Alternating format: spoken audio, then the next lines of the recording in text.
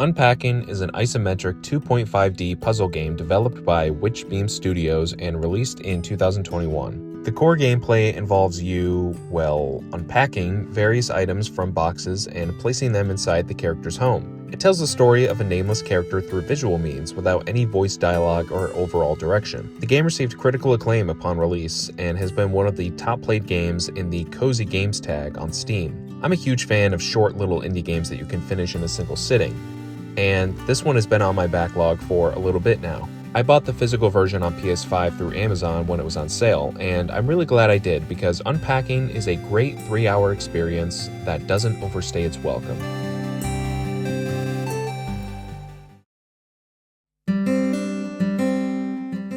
As said before, the gameplay of Unpacking is you clicking on various boxes inside a room within a greater house or apartment and placing the items you find in there in different parts of the house. All the items are generally common household-related things like you'll find in your own house, like clothes, toys, stationery, dishes, cookware, laundry, and more.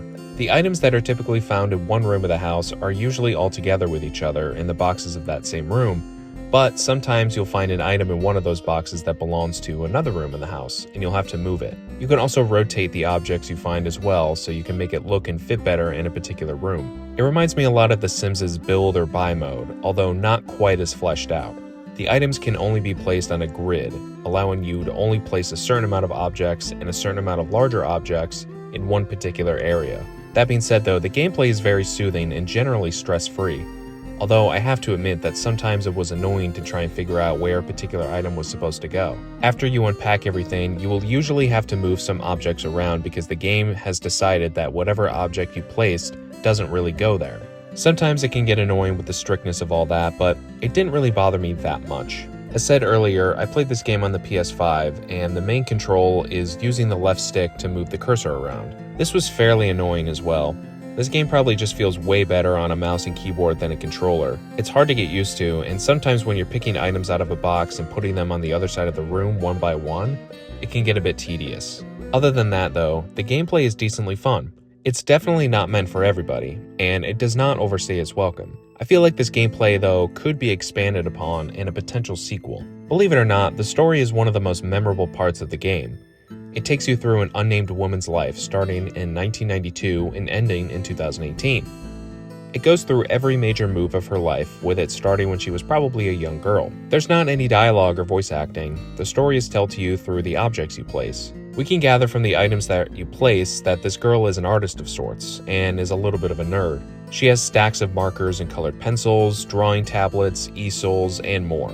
She's also a gamer too, judging from her GameCube and her Game Boy Advance collection, and also might be a little bit of a music head too, judging from the ukulele. These are very subtle things, but the way it chooses to tell a story through its visuals without saying a word of dialogue to you was really cool and unique. Reminds me a lot of Bethesda games and how they would tell a story to you when you walk through a cave or a dungeon just from the skeletons or various items on the ground. One part of the story that was very effective was in after she moves in with this other man.